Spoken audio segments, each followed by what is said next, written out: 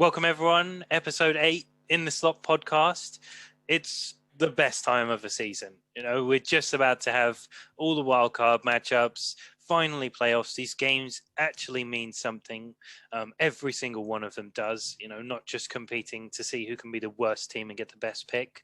I'm joined as usual by Henry, Conor and Chris. Conor, give us the in the Slot buster from last week. Take us through that. Absolutely. And I do think that this week between our group chat, I think it might have come back down to the level that you might have been able to guess. There was some confidence just after we ended recording last week's pod. So what I'll do is just go back through last week's clue and I'll hand it over to you guys. So this week's one was, in the past, I've used my shovel a lot. So much so, it's pushed my hairline back.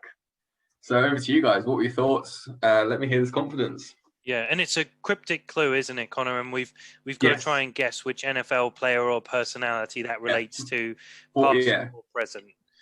Exactly that. Yeah. I'll hand it over to Henry or Chris, whoever wants to jump the gun and go first. Chris, you want to go for it? I'll take a stab at this one. I'm not overly confident. The couple most recent ones have been quite tricky. So here's my reasoning for this one. I think it's Quandre Diggs. Reason being, Diggs, well, you can dig with a shovel. And then I thought maybe I think you like your rap music. So I thought maybe it's Dr. Dre, has a receding hairline. Maybe it's that. So Quandre Diggs was my thought. Interesting. Wow, super left field, Henry. Yeah, that's a good guess, but I had a different answer for mine, and mine primarily stemmed from that first bit as well with the shovel and the past tense. So mine one was Doug Baldwin. Any closer? That was a good one. I'm disappointed I didn't get that as a Seahawks fan. I was just thinking of Joe Burrow. With a shovel side, or I was thinking of what name is similar to Rashid. Maybe it was a Rashid. You know, there could have been someone out there. But yeah, I'm sure that was Doug Baldwin, wasn't it, Conor? Doug Baldwin is exactly right. Yeah. And I almost felt like when Henry said, "I've got it," like I was like, "Oh God," I think he has, because that level of confidence was just there, But yeah, the idea of it is exactly like you picked up on exactly what I wanted you to pick up on, is the past tense of digging.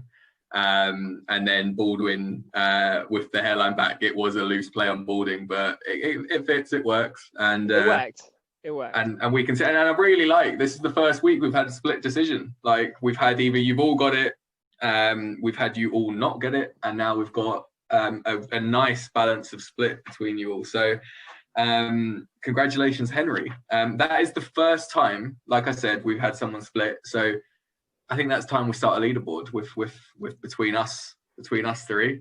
And Henry is 1-0 up. He's gone back to us three again. Who are you ejecting from this podcast? No, I meant you three. I've actually excluded myself because I'm the person who puts together the cryptic clues. I physically cannot. Yeah. I thought he was letting himself win another competition by default. Well, I made the thing, so I got it right this week. Got 100% record, I'll have you know. Yeah. If everyone wants to stay around for the cryptic clue for the In the Slot Busters for this week, make sure you stick around to around the middle of the video where I'll be handing out the clue. And for those who are listening and wondering if it is worth sticking around for it, it absolutely is, because there is the chance to win a NFL helmet of your team's choice as a competition prize as a part of this podcast. We're still eager to give one away. It's been 7 weeks now. We are in episode 8. We didn't do it in episode 1, but it's been 7 weeks where we haven't had a response from anyone else. But as we continue to grow the podcast, we continue to get more listeners, we're hoping that someone is going to win this NFL like miniature helmet from us, and we will send that out. So stick around and back over to you, Josh. Yeah, and thanks. And I think, you know, we should actually consider there's 2 avenues for scoring here. Okay, yeah, we could make it a competition internally between Chris, Henry, and me, all trying to guess and see who wins that one. Or we could turn this into a Conor versus the world scenario where you've got to come up with one which no one guesses. I'll leave that to fester a bit. We can make a decision on that one later. But without further ado, booms and busts from this week.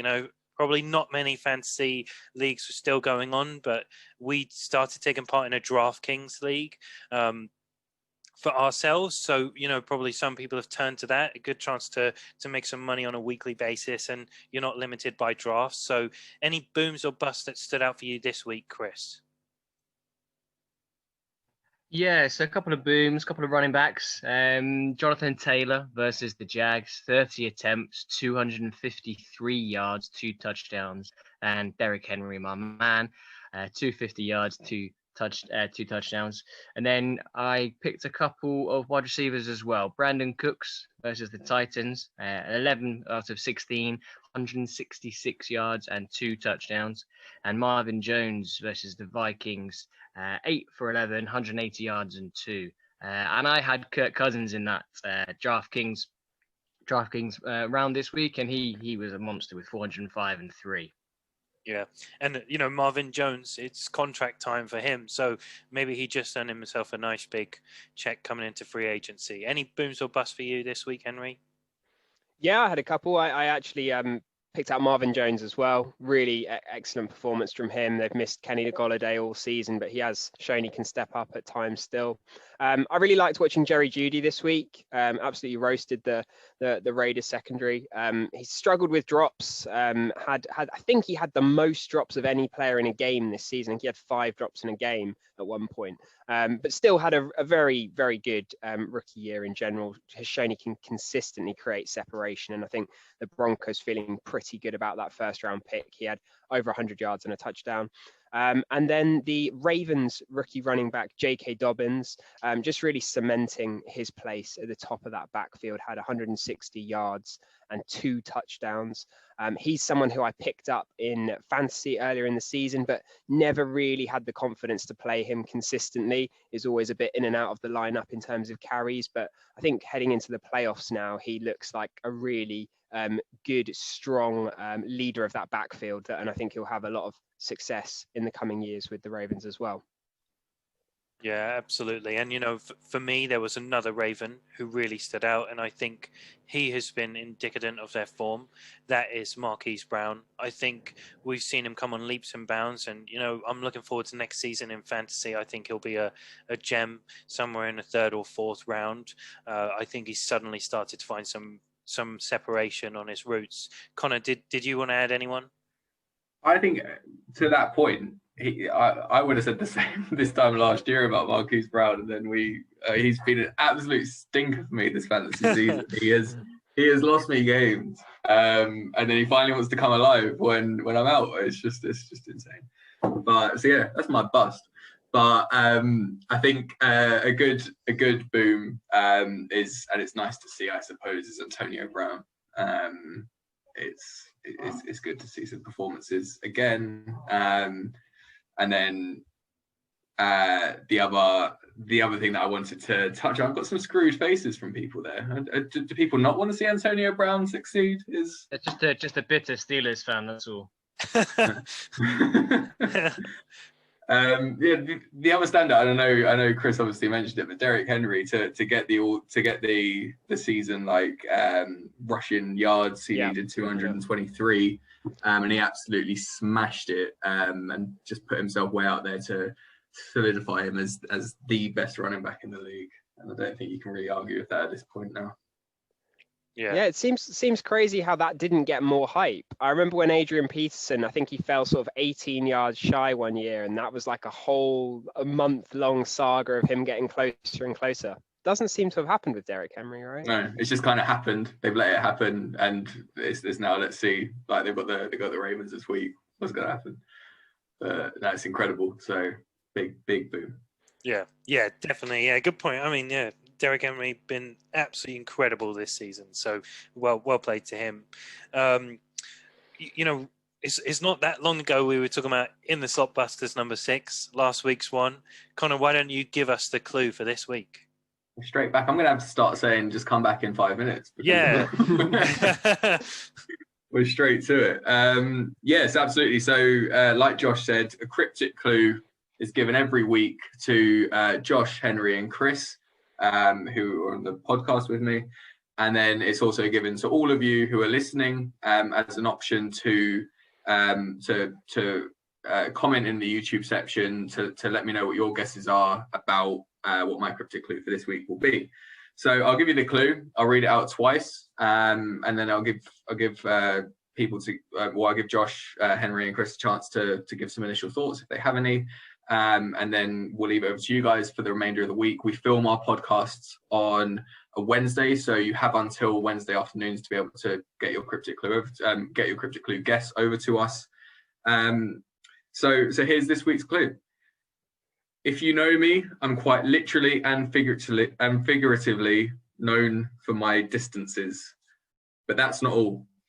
I'm also world famous for a recipe. So I'll read that again. So if you know me, I'm quite literally and figuratively known for my distances, but that's not all. I'm also world famous for a recipe. I already know it. 100% already know this one. I'm glad there's confidence again. Yeah. I've also got a mixture of two other responses that aren't so confident. So it's good to know. I have an idea of something that might be relevant or pertinent to the answer, but I will keep thinking. Yeah, let's keep those tight to the vest. Yeah. I'll throw the gauntlet down now. And so everyone knows who's listening, we do ask, if you haven't listened to any other podcasts before, I do ask Josh, Henry, and Chris to not tell me this whole week what they think their guesses are going to be. Don't want to give away any clues in my responses. I also don't want to understand what thought process they're down. We want a completely natural response of this on the podcast. So it's when you guys do hear their thoughts, it's literally the first time we're hearing it, and they're putting it all out there for you guys to listen to. So we would really appreciate if you could all put your thoughts out there as well. Let us know what your guesses are. There's no shame. We won't mock. We won't we won't judge. We just want to see some guesses. Even if you're wrong, you could come up with some alternative right answers like Brent Grimes. We like to see those. Conor Diggs. It's good guesses, and it's great hearing how other people's thoughts processes go down. So I'd love to see what people are thinking, how they're thinking. So yeah, on to next week. Perfect. And on that high note, Chris, why don't you bring us back down to reality? COVID, a lot has happened this week, hasn't there? Well, mainly in the Cleveland Browns camp. So they had 5 positive tests on Tuesday, including the head coach, Kevin Stefanski. So it was 2 players, 2 coaches, and the head coach. So all of those individuals will miss the playoff game versus the Steelers. Maybe that swings the pendulum in Pittsburgh's favor. Just as an interesting note, it's believed to be community acquired rather than a facility outbreak. And this is because the testing has shown 3 different strains of coronavirus. Elsewhere in the league, New Orleans Saints obviously had Alvin Kamara and most of their running backs out for the week just gone, 17, but they're hoping they'll be back and available to play Sunday against the Chicago Bears. They're also hoping to get Michael Thomas back and hopefully fit for that game as well. LA Rams activated wide receiver Cooper Kupp from the COVID IR ahead of their playoff game versus the Seahawks, but they have come out and said, Sean McVay said that Jared Goff is looking less hopeful to overcome his thumb operation that he had recently. So maybe that swings the pendulum in Seattle's favor. I mean, it's probably heading that way anyway. But lastly, if you remember on the previous podcast, I talked about Buffalo Bills hosting their first playoff game since the 1990s. So this week, in the last couple of days, they've been doing their fan testing, community testing ahead of that game as they look to welcome fans in for that playoff push.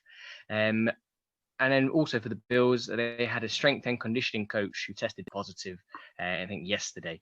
So contact tracing is underway. So watch this space for any additions as we approach the weekend.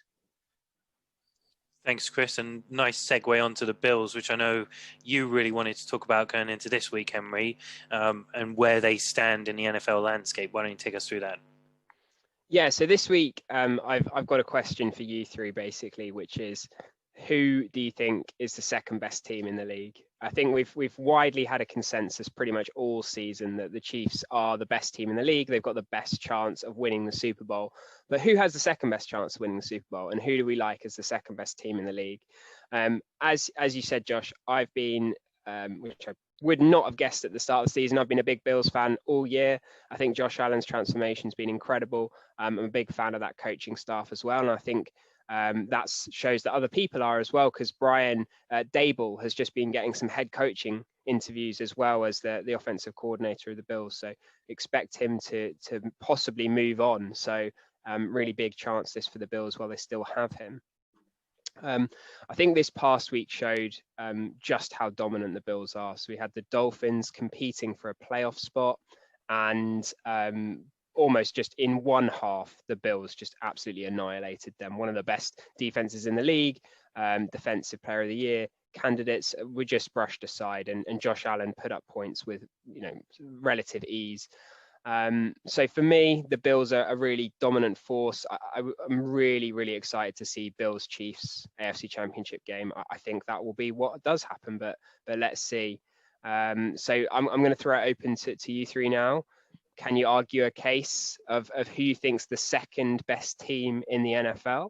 And then perhaps at the end we can loop back around and have a quick chat about the Dolphins, because I know they're a divisive one as well. But yeah, Chris, let's come to you. I think Bills have to be top three. Maybe you could stretch to top four, but for me, they're definitely top three. I think we've all seen the improvements in both aspects of their game, and Josh Allen in particularly driving their team forward with new weapons, Stephon Diggs, etc. I think I totally agree with what you said there. Chiefs, as we've said it on and off, and most people would say throughout the whole season, they are the favourites. I think Green Bay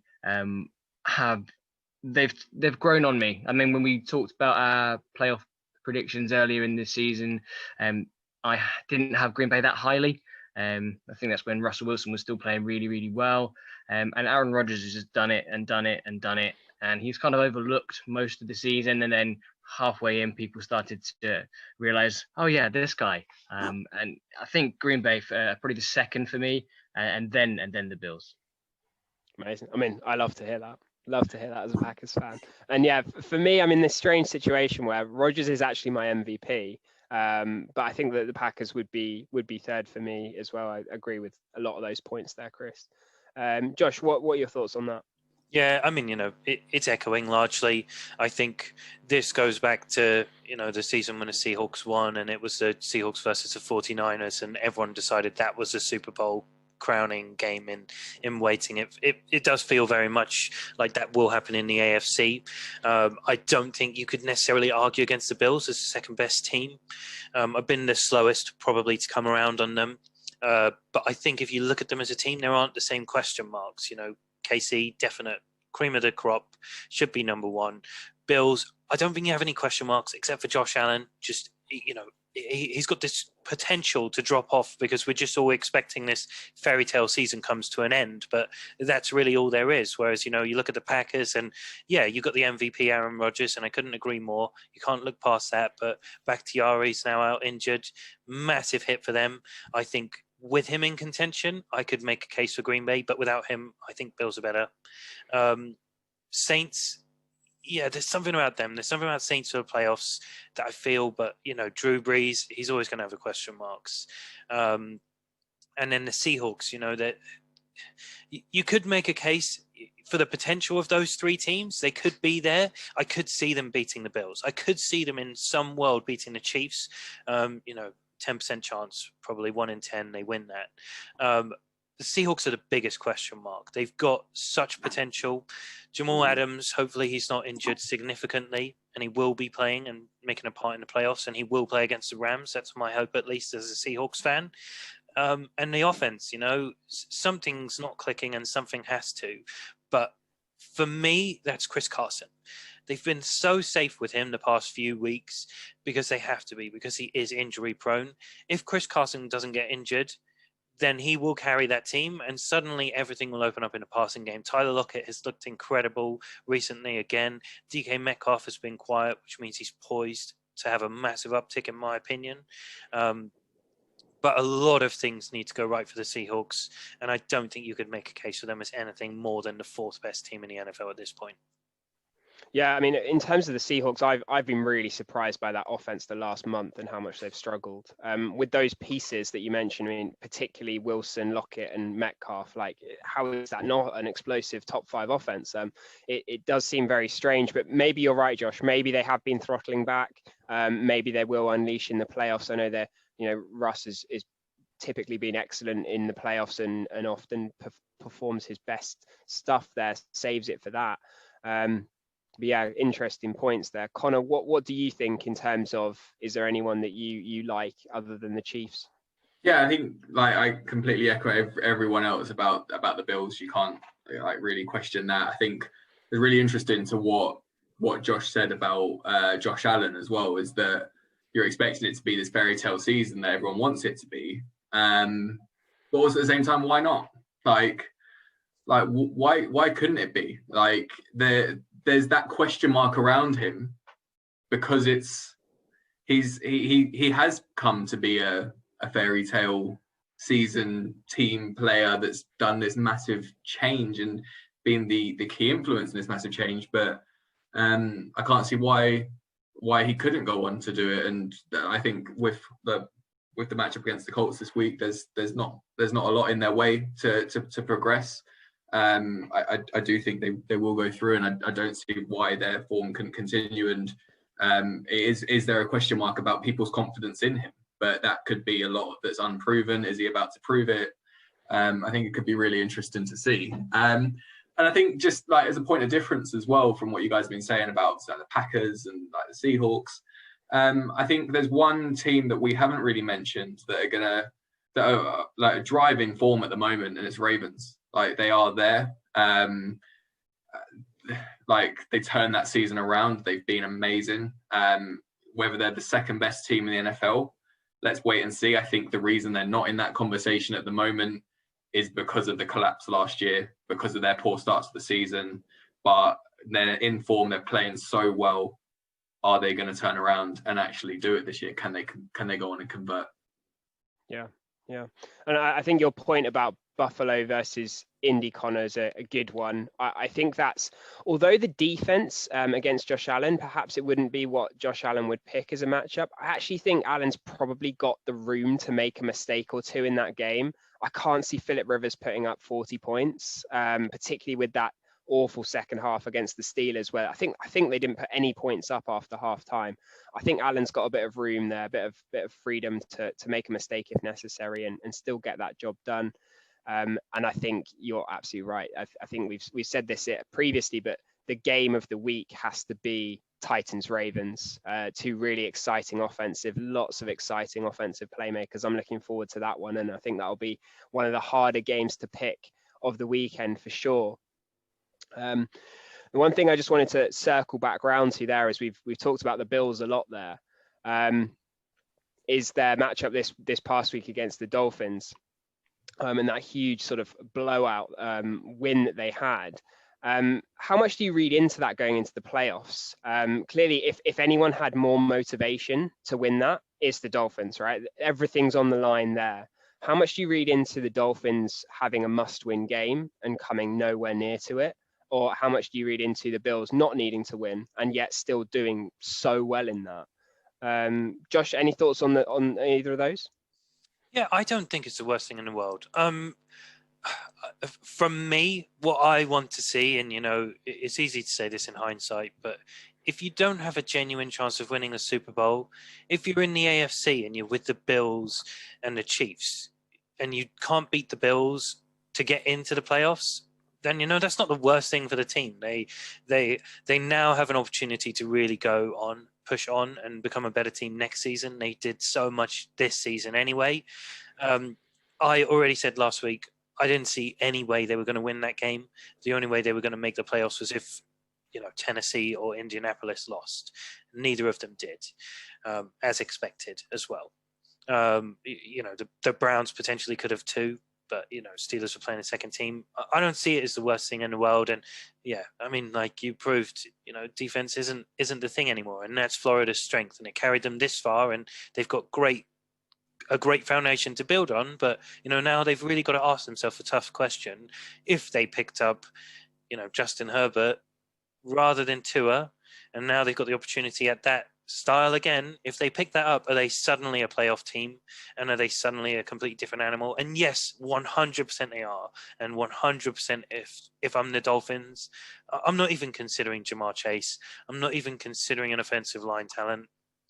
Tua could still be great, but make the most of it. You got pick 18 or that level of the draft, pick 18 and below, you may as well make the most of it. You got 3 and whatever that spot is. I think it is 18.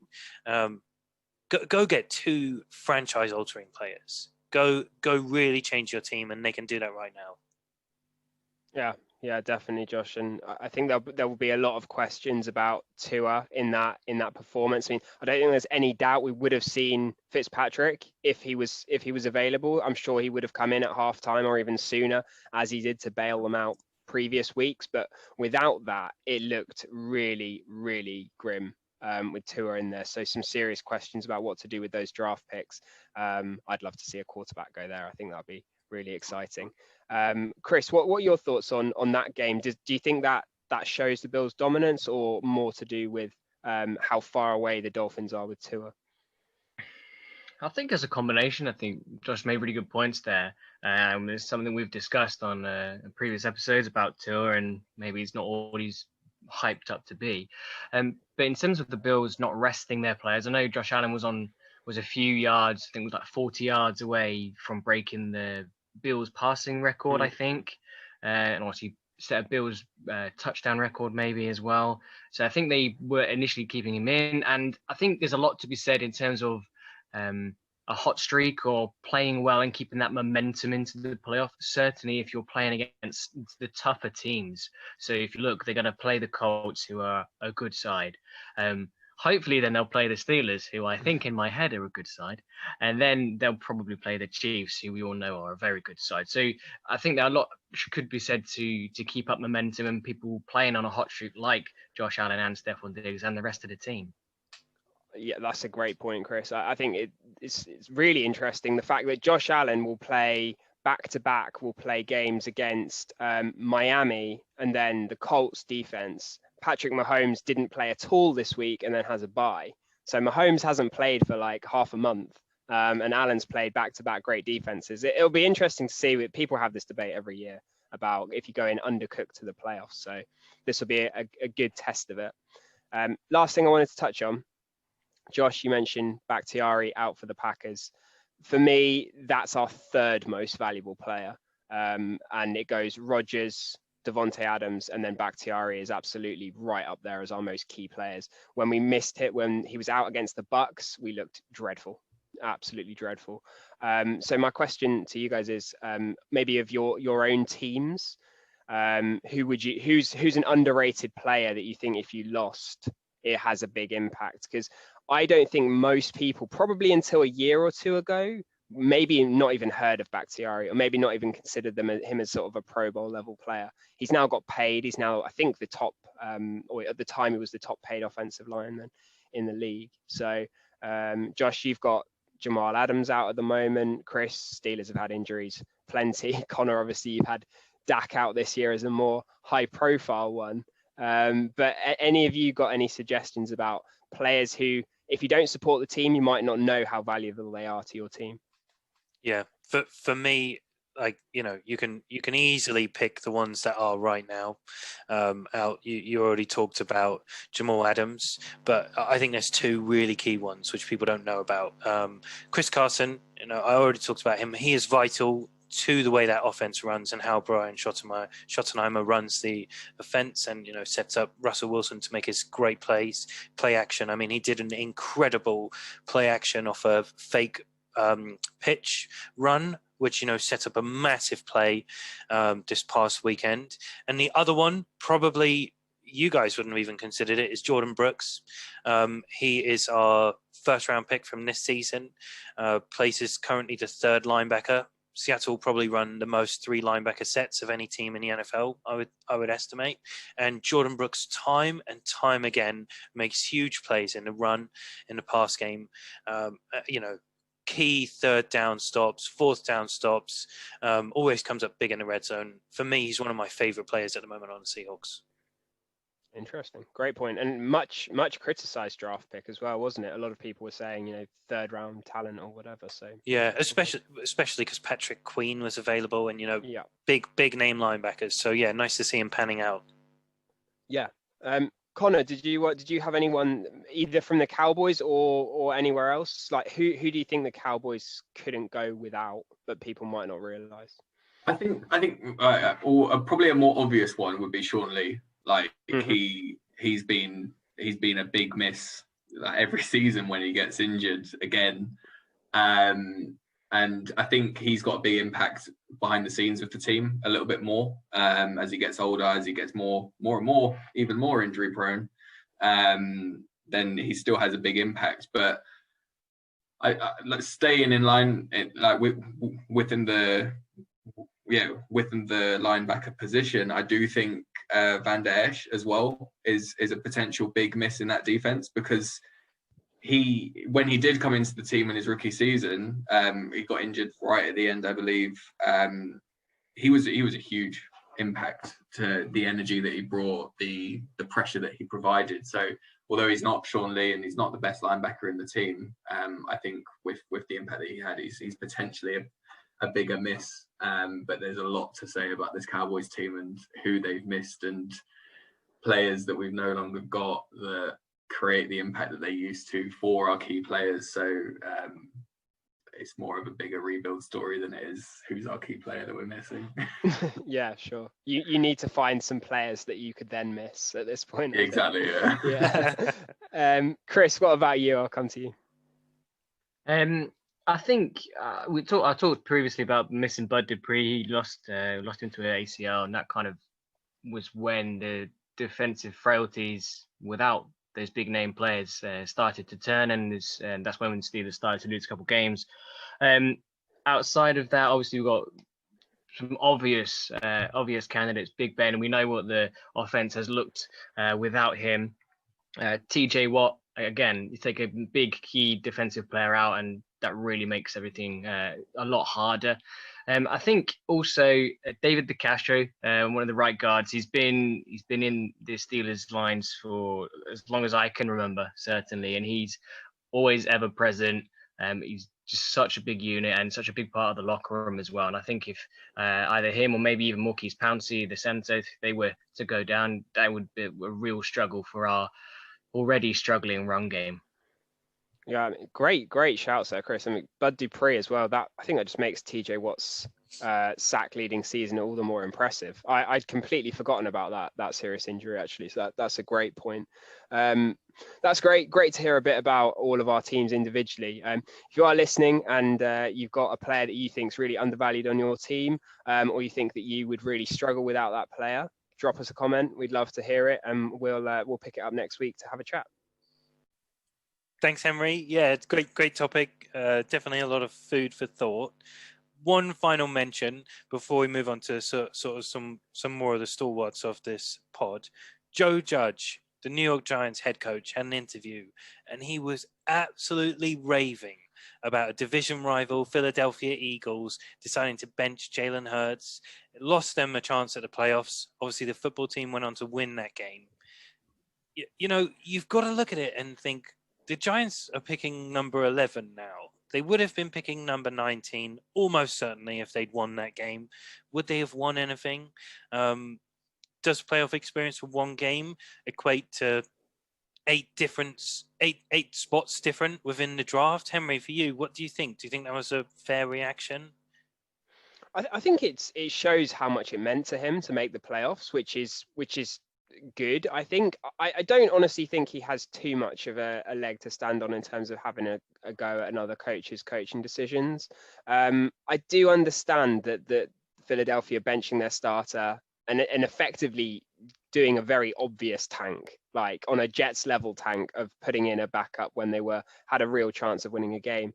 I think in reality, if they'd have started Nate Sudfeld from the start of the game, I don't think there'd have been any questions and lost the game. They chose to play Sudfeld in the second half, He didn't play well. They ended up losing the game, and it looks bad. It does look bad. It's a bad look for the NFL, where a team is not playing their best players to win a game. But there are different levels of it. I think, the Chiefs didn't play Mahomes this week and lost to the Chargers. Obviously, has less of an impact. But I agree with you, Josh. I don't think the Giants were going anywhere. I don't think they were going anywhere in the playoffs. And I think long term, it's probably a better scenario for them. But I think, when you're trying to make the playoffs, clearly Joe Judge just wanted to do everything. He wanted a fair shot at making that playoffs. And I do understand why he's frustrated. Yeah, completely agree. I mean, on reflection, you love to see that. That is what we want. We want a competitive league. And to be fair to them, this recent rule change in playoffs, how many teams make it made it all the more different. I mean, I know they did a good job of highlighting that on broadcast, but this has probably been the most interesting week 17 I can remember, rather than, the constant question of will the team remain undefeated or will they take that opportunity to sit their starters for a week. Conor, were you watching? Did it make that much difference this weekend? I actually didn't watch the game this weekend, but it was all about.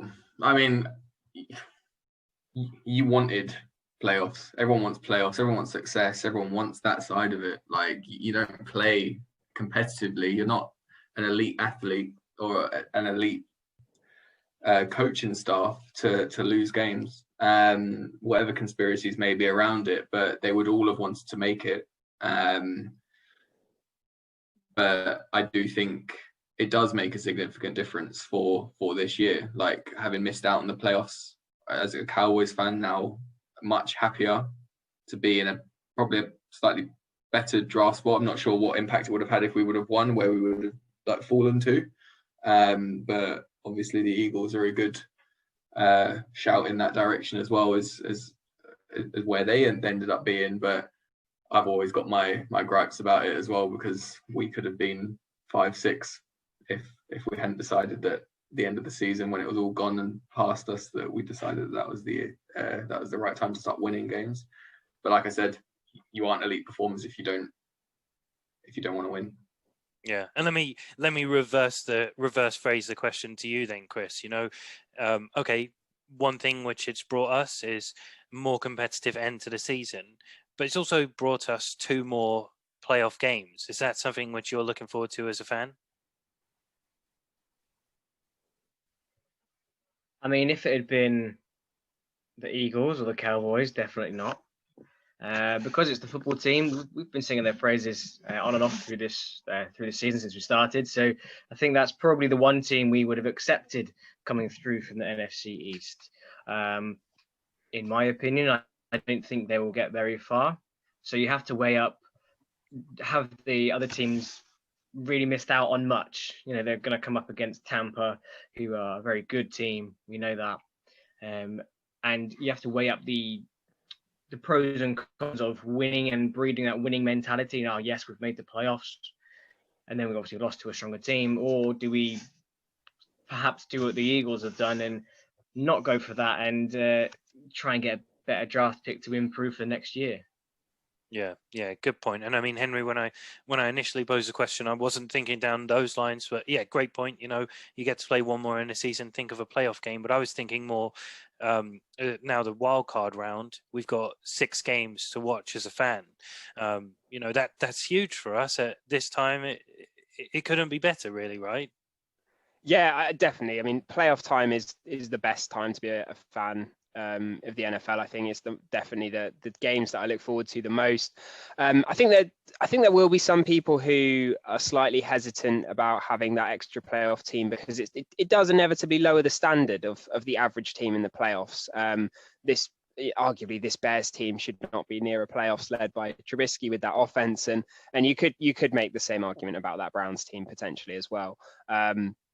But there they are, and they've earned it. They're the first 7 seeds ever. So really looking forward to an extra game with that, and we'll see how it goes. We'll see if the sanctity of the playoffs and that high level is maintained as we go forward, or if they are exposed, and we'll see that over the coming years with the 7 seeds.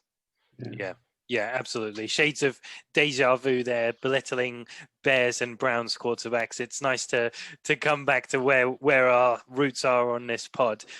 Let's look more instead. You know, some of the listeners and we, like I said, are doing DraftKings at the moment. There is still some opportunity to think of fantasy relevance. Are there any particular running backs or receivers that stand out to you this week, Henry? Yeah, I've got a couple that I'll be looking at. We've started a DraftKings league in our league just to take over from our fantasy league. So I know a lot of people might be joining that for the first time. So one that I mentioned at the start of the pod, actually in my boom section, is J.K. Dobbins. I think really solidified himself as at the top of that Ravens backfield now, and I think he'll be really productive against that Tennessee run defense, which is very leaky. I'd expect him and Lamar to have big games, although I am picking the Titans to win. I think that'll be a really successful one for him. The wide receiver I'd keep an eye on today is probably one that's going to be very lowly owned. So potential sort of differential here is actually Marquez Callaway of the Saints, who typically throughout the season has worked his way into being the third wide receiver of the Saints. They're going up against that decent Browns defense, but I do think this could be a game where we see him have a bit of a breakout performance. He did perform well while Michael Thomas was out injured, but I think this could be an opportunity in the dome where we see him get a stat line, something along the lines of 6 for 60 and a touchdown. I could see a nice occasion for him, particularly for the price that you'll be able to get him in DraftKings. Yeah, and you know, I'm always the one who seems to make the mistakes on this pod, but the Saints are playing against the Bears, not the Browns this week. Cheers for catching that, Josh. Yeah, they're just so similar. I got them mixed up. Similar. Yeah, they've both Bears, got terrible quarterbacks. Yeah, with such horrible colors. Apologies if you're a Browns or a Bears fan, but more apologies for the fact that you support those franchises. Better, you know, let's. What we did through the regular season was we looked at NFL picks. I know you led on that one, Chris. Why don't you give everyone an update where our scores sat and take us through our new game for this week? Fantastic. Yeah, so the total scores will be revealed in just a moment. Let's just look at the scores from last week. Conor, you would be pleased to know that you scored 2 out of 4, which was the lowest score of the week. Everyone else picked up 3 out of 4. So the total scores, Conor at the bottom, 29 out of 60. Well done. It was courageous until you gave up. Just missed on 500 by that much. Yeah, nearly as good as randomly picking the games. Josh coming in there with 33 out of 60. So managed to sneak up into third place there. And now what we've all been waiting for. Henry, I can see you're unsure of how this has panned out. So out of total 60 picks, I scored 38. Henry also scored 38. Oh, so it's actually a tie. Wow. On the season. Good effort from both of us, I'd say. All right, that's really, really surprising. We've done really well there. We can't leave it like that. Let's pick one game. Let's pick one game, and you each have to Okay, sorry, Chris. Apologies. It's your game. You know. No. I was going to say, as a decider, because I've not looked too much at it because this was the final week. Do you want to choose a game, and then me and Henry can go? Yeah, that's what I was going to say. Oh, Conor wants to choose a game. Oh, he's disappointed. He's losing. Okay, Conor, we'll come to you. Conor, we'll come to you. No, surely we discussed. No, I was just for all those listening. I was just pulling a few faces because it shouldn't be that hard to pick this week's game. We've spoken about it on the pod. We've spoken about it all night. I feel like you two should pick the winner of Titans Ravens. Let's make it a little bit more interesting. Okay. I would go Titans in that. In that. Okay. Well, I'll go Ravens. I'll go Ravens. Are you happy with that? Would you have gone Ravens anyway? Or are you just saying that? Well, I was an advocate for the Titans earlier in the season, but Ravens have been playing well. I'm happy. I'll take Ravens. I'll take Ravens. It'll be an exciting game, won't it? Conor, I'll give you a chance. If you also pick the Titans, then I'll let you say that you didn't come last. I'm happy with coming last. I'm not really fussed. Connor's taking the high draft I pick don't want to next year. continue this. Yeah, Conor wants that quarterback so bad.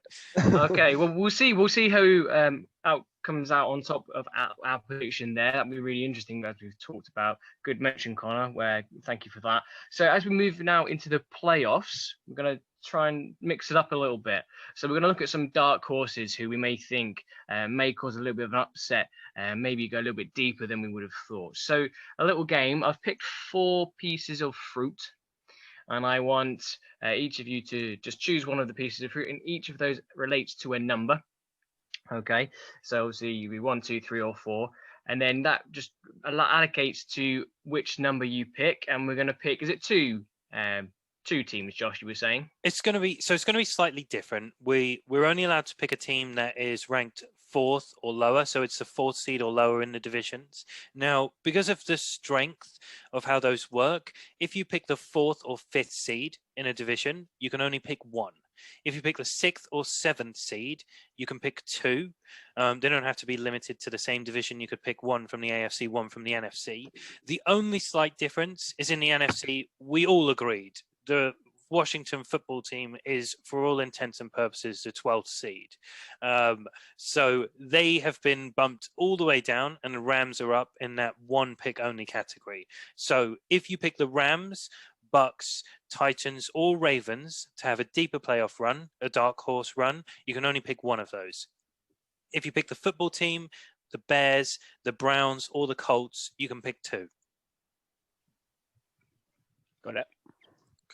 Okay, thank you very much, Josh. So after that explanation, Josh, do you want to pick a piece of fruit from apples, bananas, strawberries, and watermelon? Oh, I'm going to go for the only singular one in watermelon. I thought initially you were going to just let me guess a fruit randomly and not give me any choices. Well, we could be here all day. I could have picked really obscure fruits. Henry, as you're next on my Zoom list, you have to choose apple, banana, or strawberry. I'll go banana. Banana. And Conor, you I have strawberry here. Okay, that's a good pick. I nearly went for once. That means it's number 4. 100% pick 4. No, so that means Henry, you're picking first with bananas. Conor second with strawberries, then myself, and then Josh last because he's a watermelon. Evidence. So Henry, what do you think out of those dark horses? Yeah, I'm just having a look at the playoff picture there. It's actually a really tricky one because the 2 teams that I like the best play the 1 seed in the second round. I think I am gonna take the Bucks though. So I'll back Tom Brady to win at least 1. Conor? Such a cop out. That's such a cop out. Did you want the Bucks? Oh yeah, let me just pick. Let's see we're playing them.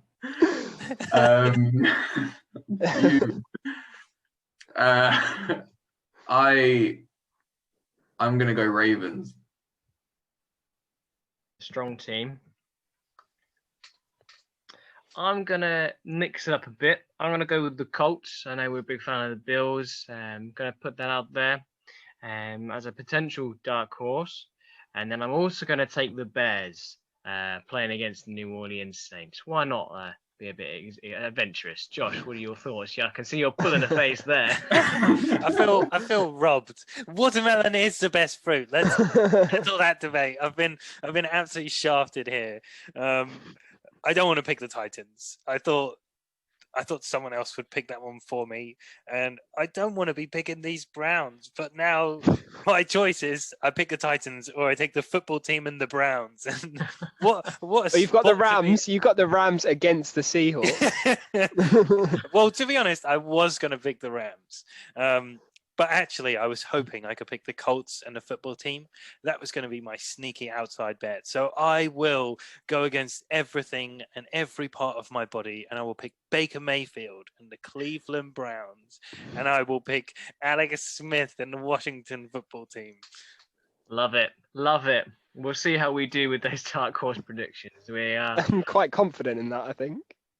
Mate, you got absolutely finessed the system. I'm fuming. When he went to pick Stick to the bananas. player, he got Patrick Mahomes. I mean, come on, this guy, he's got Number one. just meant to be. Cheers, guys.